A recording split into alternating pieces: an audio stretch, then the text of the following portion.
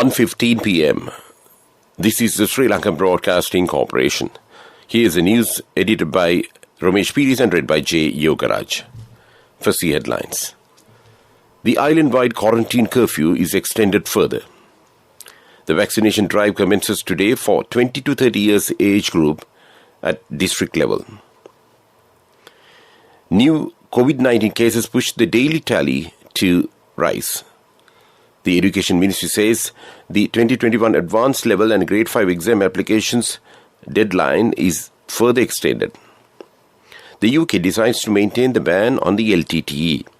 The government says mechanism is devised to provide organic fertilizer for Maha season without any shortage. Number of proposals recommended to reform the local government electoral system. News overseas, Storm Ida batters across 4 US northeast states. In sports, Sri Lanka takes the series lead against South Africa and 10 points into the World Cup Super League table. And those are the headlines. The president's spokesman announced that the quarantine curfew currently in effect across the island has been extended until 4 a.m. on September 13. President Gotabaya Rajapaksa extended the quarantine curfew when the COVID task force met at the Presidential Secretariat for its regular meeting earlier today. The government sources say that the President and the COVID task force reviewed the current situation with regard to the spread of the COVID virus and decided to extend the quarantine curfew. The Sri Lanka Army today announced that it will continue operating vaccination centres and mobile vaccination fleets to administer COVID-19 vaccines to people over 30 years of age in the country. The Army's mobile COVID-19 vaccination fleet that prioritizes the vaccination of the elderly, sick and differently abled sections in the society. For people who require the mobile service can register themselves with the National Operations Centre for Prevention of COVID-19 Outbreak through hotline 1906 or 0112 860002. I repeat, 1906 is the hotline number or 0112 860002. The Army Commander General Shavendra Silva further said that the vaccination drive has commenced to administer COVID-19 vaccines for the 20 to 30 years age group at district level. Meanwhile, the Chinese embassy in Colombo said in a tweet that China National Pharmaceutical Group Company Limited has confirmed the delivery of 4 million more Sinopharm doses of COVID-19 vaccines to Sri Lanka tomorrow. According to Epidemiology Unit of the Ministry of Health, 3,627 new COVID-19 cases were reported yesterday. Among the new infections confirmed yesterday, 3,619 are from the New Year cluster and 8 are from arrivals currently under quarantine. According to the Epidemiology Unit report at 10 p.m. yesterday, a total of 447,757 COVID-19 cases have been reported, 59,985 infected patients under medical care at hospitals and homes, while 378,168 patients have fully recovered and been discharged from hospitals. The government of Sri Lanka says that it has been made aware that the UK Home Secretary has decided to maintain the proscription of the Liberation Tigers of Tamil Eelam as a terrorist organisation under the UK Terrorism Act No. 7 of 2000. The Sri Lankan Foreign Ministry said the Home Secretary's decision, which has been taken following the judgment of the Proscribed Organisations Appeals Commission, rejects the application of a LTTE front organisation to deproscribe the LTTE in the UK. The statement further said that the LTTE remains a proscribed organisation in the UK as in over 30 other countries worldwide, including in the EU region. This news comes to you from Sri Lanka Broadcasting Corporation. The government says that the mechanism has been formulated to provide the organic fertilizer required for the Maha season to the farmers without any shortage. Accordingly, the government officials of the respective line institutions say the entire process, including farmer awareness, technical assistance and financial assistance, is being continued uninterrupted. This was revealed at the media briefing held at the Presidential Media Center via a video conference. It was revealed that arrangements have been made to import organic fertilizer of high international standard to address any shortage and also use biopesticides that are covered by the Pesticides Act. The committee appointed to review the electoral system has recommended that the number of members in local government bodies should be reduced to a fixed number. The relevant committee also made a number of proposals to change the local government election system. Relevant proposals have been submitted to the Preliminary Select Committee on Electoral Reforms and 12 recommendations have been made in it. Relevant recommendations also state that in order for any party or independent group to obtain representation in a local government body, the group must obtain 25% or more of the valid votes in the relevant area. Sri Lanka's Foreign Minister, Professor G.L. Peiris, briefed the United Nations on the progress made through the domestic mechanisms on human rights. The Foreign Ministry said Professor G.L. Peiris received the United Nations Resident Coordinator, Hannah Singer, on a courtesy call at the Foreign Ministry in Colombo. Minister Peiris thanked the UNRC for the constructive and ongoing cooperation between Sri Lanka and the UNRC and UN country team in the context of the national development priorities and needs for the achievement of the Sustainable Development Goals.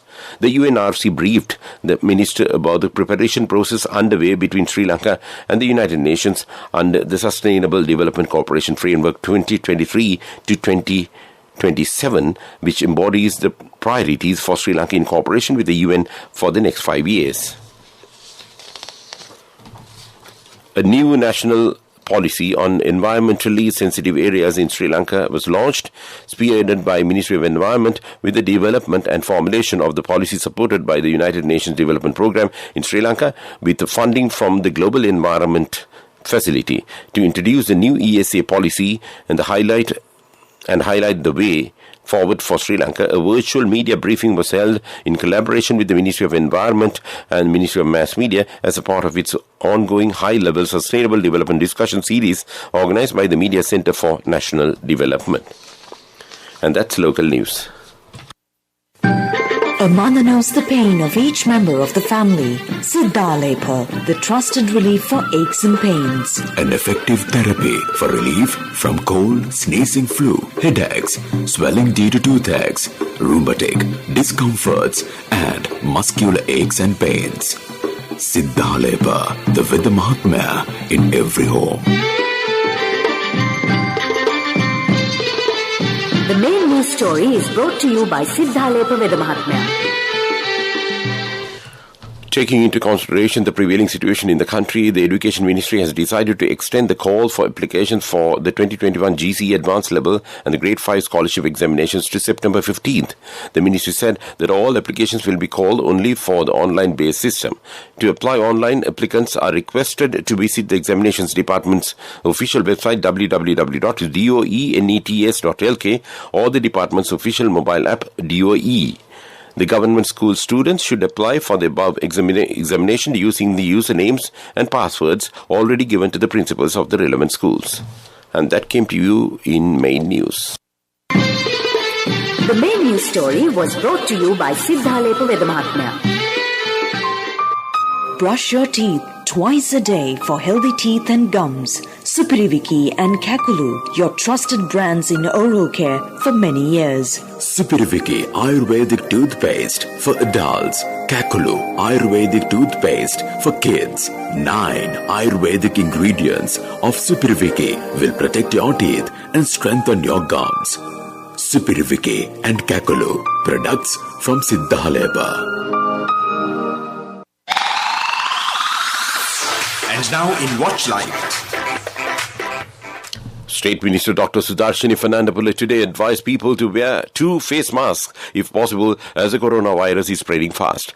She said it was very important to wear a face shield when going outdoors. She also advised people to get a COVID vaccine from the nearest vaccination center without being selective. And that was Watchlight. World News.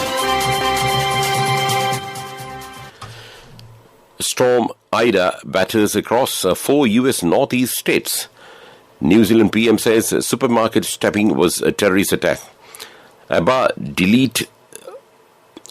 fans with a new 10-song album and a virtual concert. And those are the headlines of the world news. The US President Joe Biden says historic investment is needed to deal with the climate crisis as the Northeast reels from the flash flooding and tornadoes that have killed at least 45 people. The president said the US is facing climate-related destruction across the country, and tackling it is a matter of life and death. New York City and New Jersey saw unprecedented levels of rainfall. New Zealand police shot and killed a violent extremist who stabbed and wounded at least 6 people in an Auckland supermarket. The Prime Minister Jacinda Ardern described the event as a terrorist attack by a suspect who was under surveillance due to concerns about his ideology. The man is said to have been inspired an Islamic State terrorist group. The pop legends ABBA have surprised and delighted fans by announcing their first studio album for 40 years.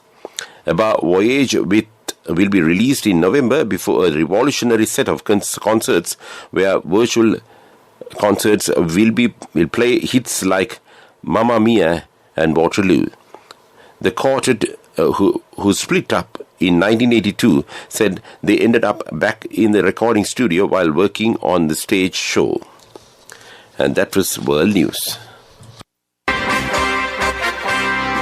Development News is brought to you by Quality matters than price. So as an engineer, I recommend Melva RB500. It's made with virgin pellets using the latest technology. Melva RB500, #1 in Sri Lanka. Truly Sri Lankan.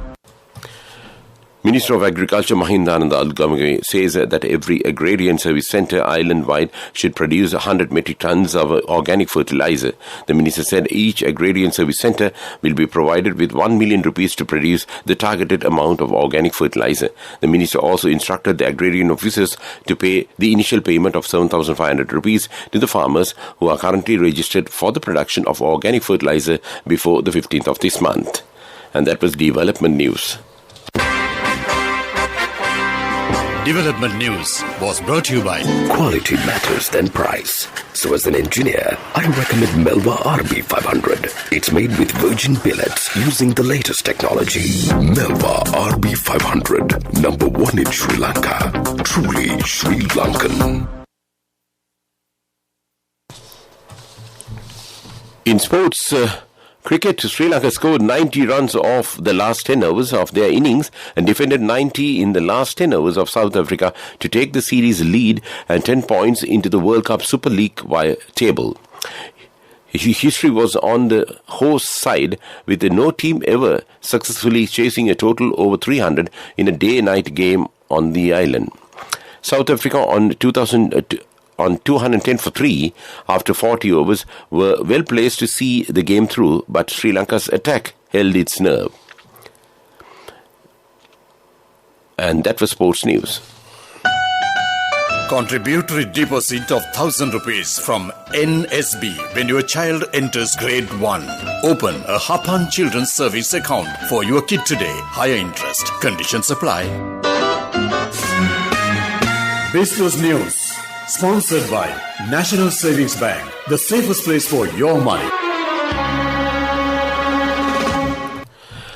Kalani Valley Plantation PLC, a valued member of the Haley's plantation sector, set a new global benchmark for the plantation industry as all 10 of its rubber states received the world's first sustainability framework certificates from Preferred by Nature, an international non-profit organization that supports better land management and business practices with a focus on sustainability, nature and climate change. Business News. Sponsored by National Savings Bank, the safest place for your money. Contributory deposit of 1,000 rupees from NSB when your child enters grade 1.